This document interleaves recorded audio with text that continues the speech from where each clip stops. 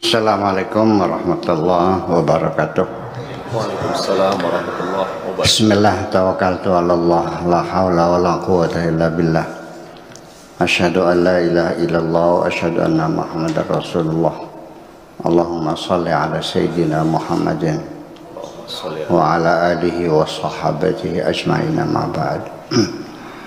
Hari ini kita lanjutkan pembacaan kitab Ra'ayat Allah li Fadilati Syekh An-Nifri, halaman 66, poin yang ke 114. Bismillahirrahmanirrahim.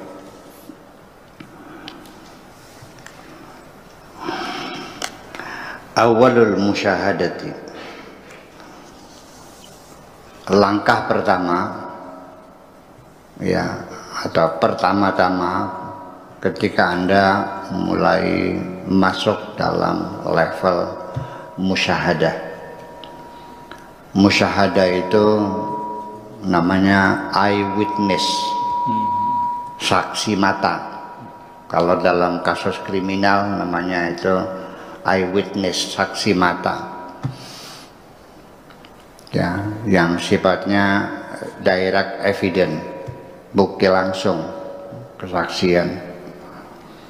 Ketika Anda beragama sudah level tingkatan eyewitness atau musyahadah, itu pertama-tama adalah nafyul khatir, yaitu dinafikan, dihilangkan, dimusnahkan, ditiadakan dari dirimu apapun yang disebut dengan imajinasi, angan-angan, halusinasi dan sebagainya. Ya. Jadi sudah tidak direcoki dengan angan-angan lagi, dengan imajinasi, dengan bayangan, halusinasi, apalagi ilusi dan sebagainya. Itu satu. Wa akhiruha, dan nanti di akhir musyahadah itu nafyul ma'rifah, meniadakan, menafikan ma'rifah, menafikan kemakrifatanmu, menafikan pengetahuanmu, menghilangkan segala ilmumu dan sebagainya. Artinya nol, kembali kepada nol. Summa nafyun nafsil arifah, berikutnya adalah menafikan jiwa kita yang mengenal. Nafsu kita, nafas, dari bahasa nafsu itu jiwa, tapi itu kalau bahasa Indonesia, kalau nafsu itu nafsu ya, nafsu ya. Iya. Padahal nafsu itu kan nafsu napas bisa, jiwa bisa, nafsu juga bisa. Itu lafaz, namanya lafaz mustarok ya. Kemudian tuma nafyul ana, dan terakhir adalah menafikan egomu sendiri. Nah, ini dia. Nah, pada tahapan menafikan ego ini harus kita pahami dengan sejujurnya. Ketika ego kita masih ada, maka kita menjadi saksi mata. Itu tidak menjadi sulit untuk objektif karena egonya masih ada keberpihakan, ada involvement, ya, ada pengaruh, ada tekanan dan sebagainya. Banyak nggak saksi yang tidak bersedia menyatakan kesaksian?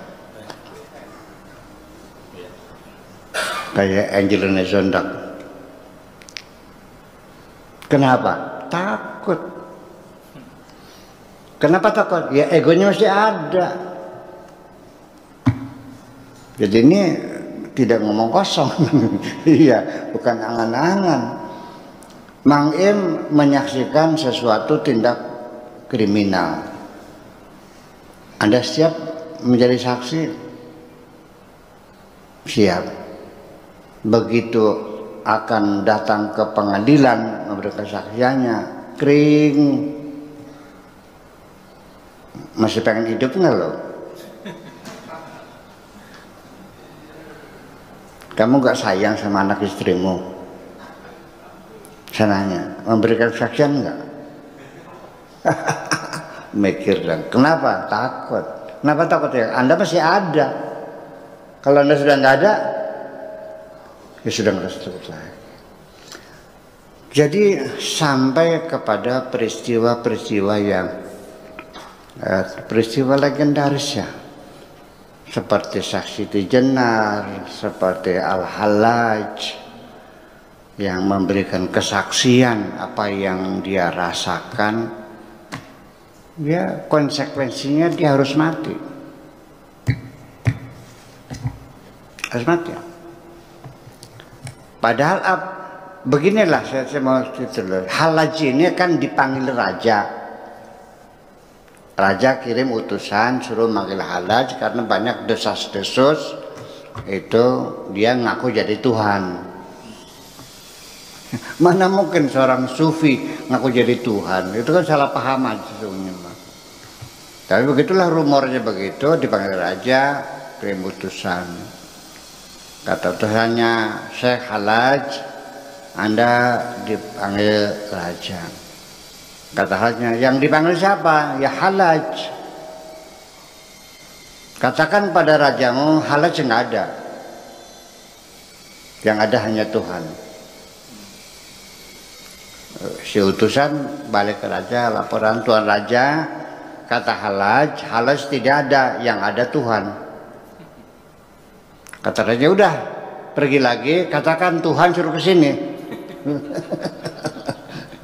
Datang lagi utusannya, wahai Tuhan, suruh raja suruh ke sana. Nggak ada Tuhannya, adanya Hallaj. Balik lagi, katanya Tuhannya nggak ada, adanya Hallaj. Ya udah, sekarang jemput lagi, panggil Hallaj dan Tuhannya, dua-duanya. Datang lagi, Tuan Raja memanggil Hallaj dan memanggil Tuhan. Oke, berangkat sampai kerajaan, langsung dipenggal kepalanya, selesai. Ya kan seperti itu. Saksi Jenar juga sama. Persekusi seperti itu, tanpa alasan, bukan tindak pidana, bukan kok keyakinan seseorang. Tetapi walau bagaimanapun, saya tetap tidak bisa menyalahkan Hallaj, tidak bisa menyalahkan Saksi Jenar. Ya karena persoalannya masyarakat pada zaman itu belum paham. Jadi kesalahannya Saksi Jenar, kesalahannya Hallaj bukan persoalan ajaran panteisme, ya, wahdatul wujud, kesatuan Tuhan dan makhluk, itu sudah ceritanya lain lagi. Saya tidak meyakini Hallaj itu panteisme atau wahdatul wujud ya. Hanya saja dia telah melihat sesuatu yang sesungguhnya itu tidak boleh diceritakan kepada siapapun kecuali untuk dirinya sendiri. Ada level-level kasyaf itu, Tuhan memberikan sesuatu kepada kita, tapi hanya untuk kita, tidak untuk orang lain, dan tidak boleh diceritakan kepada siapapun. Lebih baik bocor perut daripada bocor mulut. Itu yang jadi persoalan. Berarti Syekh Hallaj dan Saksi Jenar itu nggak tahan menahan rahasia itu. Akhirnya bocor mulut. Itu persoalannya. Itu aja persoalannya. Ya sampai sekarang memang ajaran panteisme sudah pupus ya, sudah tidak terdengar lagi bahwa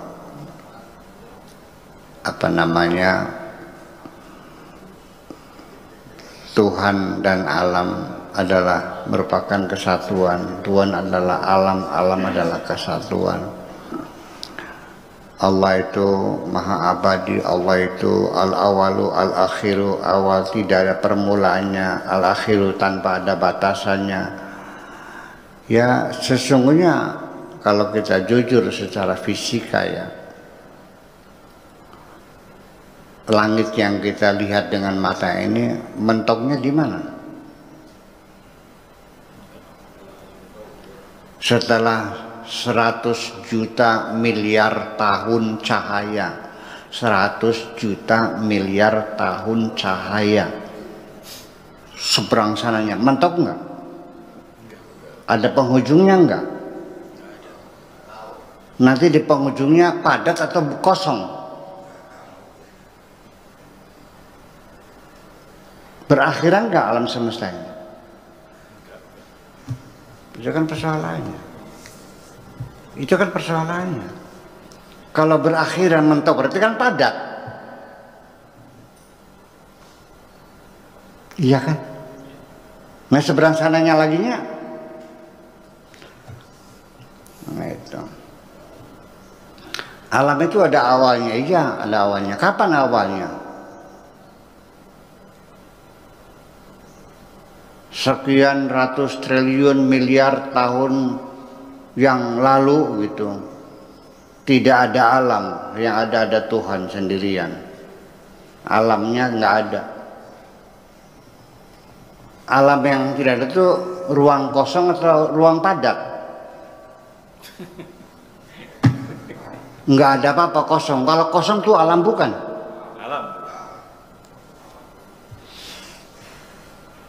Ya, itu perdebatan. Itu perdebatan Ibnu Rusdi dengan Imam Ghazali, tapi akhirnya Imam Ghazali akhirnya menyerah juga sih. Iya.